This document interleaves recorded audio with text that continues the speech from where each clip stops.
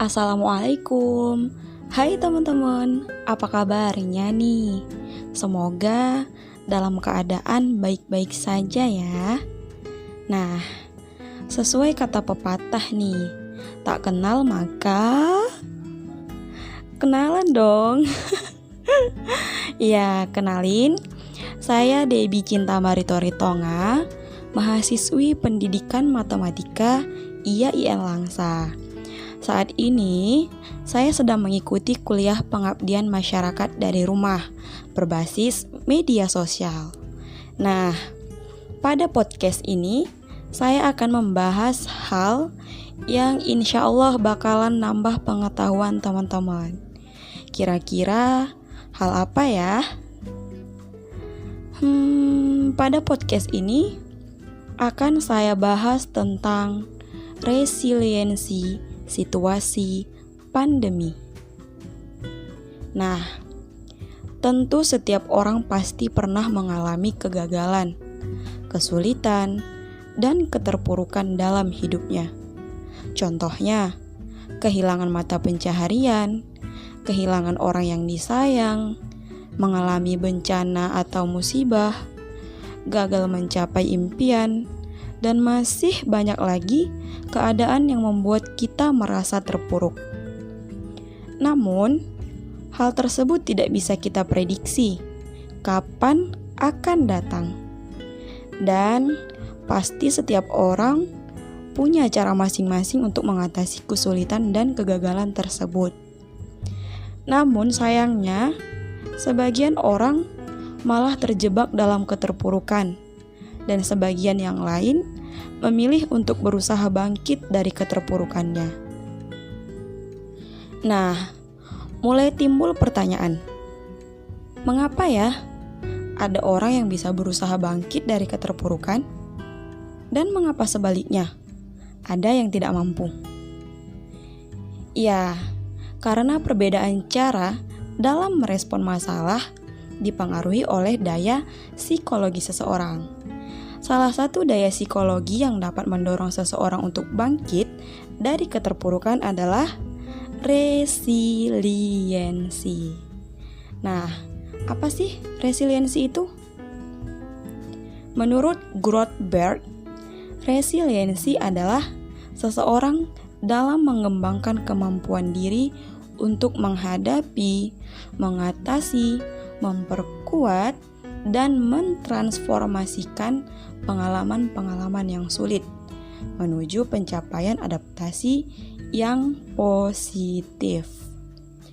Seseorang yang memiliki resiliensi yang baik dapat melewati masa keterpurukan dengan cepat, percaya diri, tidak mudah putus asa, selalu berpikir positif, dan pasti memiliki hubungan yang baik dengan orang lain.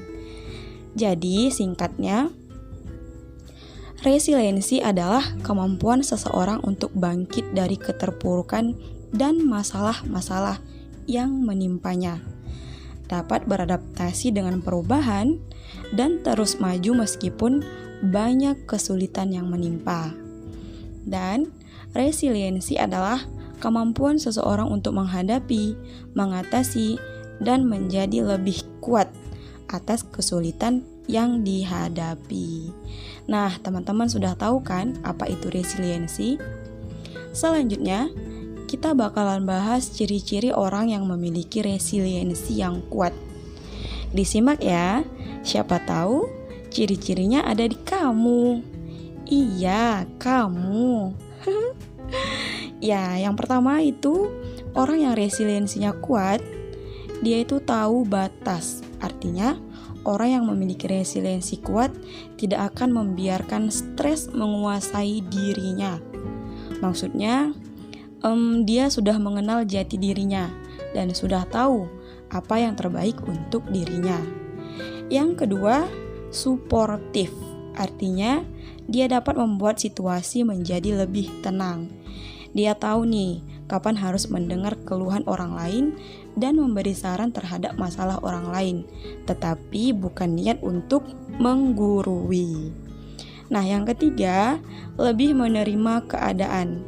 Artinya, dia akan menerima keadaan sulit apapun karena ia tahu peristiwa yang tidak menyenangkan sekalipun adalah bagian dari perjalanan hidup. Ia lebih memilih berdamai dengan keadaan dan tidak ambil pusing. Nah, keempat, merawat diri dengan baik. Artinya, dia akan selalu merawat kesehatan fisik maupun mentalnya dengan sebaik-baiknya. Dan yang terakhir, yaitu yang kelima, lebih terbuka. Artinya, dia lebih terbuka terhadap berbagai kemungkinan dan kesempatan yang ada. Namun, dia tidak akan terpuruk dengan kegagalan yang akan dialami, karena dia selalu berpikir positif. Oke, teman-teman udah tahu juga nih ciri-ciri orang yang punya resiliensi baik. Semoga ciri-ciri itu ada di teman-teman ya. Kalaupun tidak, bisa dong dicoba agar hidup kita tenang. Intinya sih, selalu berpikir positif aja, karena semua udah ada yang atur. Nah, teman-teman, kali ini bahasannya tentang pandemi COVID-19. Tentu, ini udah gak asing lagi ya di telinga teman-teman.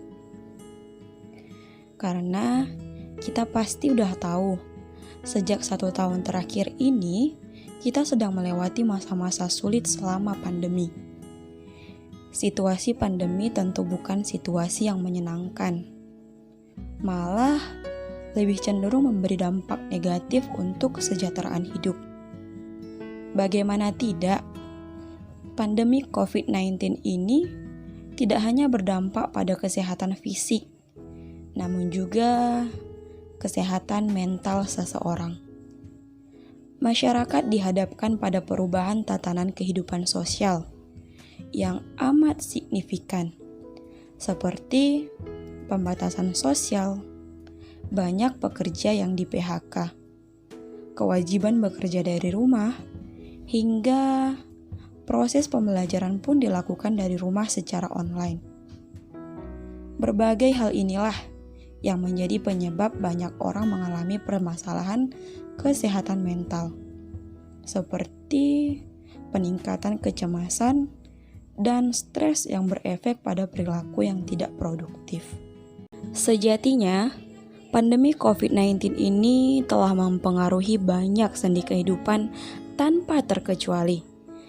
Setiap individu mengalami berbagai tekanan dari situasi yang terjadi. Misalnya di dunia pendidikan. Tentu semua pelajar dan mahasiswa merasakan hal baru sejak dikeluarkan surat edaran pada 24 Maret 2020 lalu, yaitu tentang pembelajaran daring. Mereka pasti mengalami masa-masa sulit ketika mengikuti pembelajaran di dunia maya. Contohnya, bagi pelajar yang tinggal di tempat yang tidak ada signal, tentu akan kesulitan untuk beradaptasi dengan situasi baru, dan akhirnya tidak sedikit yang memutuskan untuk tidak mengikuti pembelajaran selama online. Kemudian dalam dunia pekerjaan, banyak sekali pemberhentian dikarenakan wabah yang melanda. Dan masih banyak contoh kesulitan dan keterpurukan yang terjadi di masa pandemi ini. Mengingat seluruh aspek kehidupan, mulai dari aspek pendidikan, spiritual, sosial, finansial, keluarga, bahkan aspek mental dan emosional pun terkena dampaknya. Lalu, apakah kita harus menyerah dan terpuruk dengan keadaan saat ini? Tentu tidak. Kita harus menjadi pribadi yang resilient dalam menyikapi situasi saat ini. Karena kemampuan resiliensi merupakan benteng ketahanan diri untuk bertahan di tengah kondisi pandemi global saat ini. Lalu, bagaimana sih cara membentuk diri agar menjadi orang yang resilient saat situasi pandemi ini?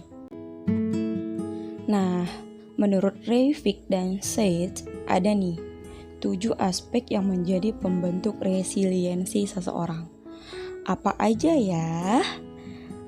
Yang pertama, regulasi emosi, yaitu keadaan untuk tetap tenang dan fokus dalam menghadapi dan menyelesaikan masalah.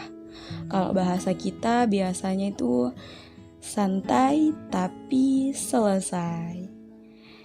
2. Pengendalian impuls, yaitu kemampuan individu dalam mengontrol dorongan, keinginan, dan tekanan yang muncul dari dalam diri sendiri.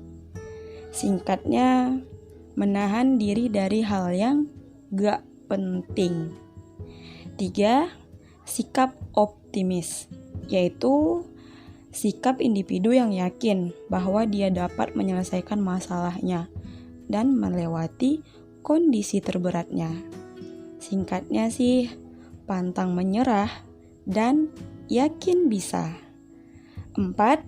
Empati, yaitu kemampuan memahami tanda emosional dan psikologi orang lain. 5. Kemampuan analisis masalah, yaitu kemampuan untuk mengidentifikasi penyebab dari permasalahan yang dihadapi. 6. Efikasi diri, yaitu kemampuan bahwa individu mampu memecahkan masalah yang dialami dan mencapai kesuksesan. 7. Peningkatan aspek positif, yaitu kemampuan untuk memaknai masalah yang dihadapi sebagai kekuatan di masa depan. Nah, jadi resiliensi sangat dibutuhkan dalam menghadapi situasi pandemi saat ini. Kenapa? Karena resiliensi merupakan upaya dalam menjaga kesehatan mental kita.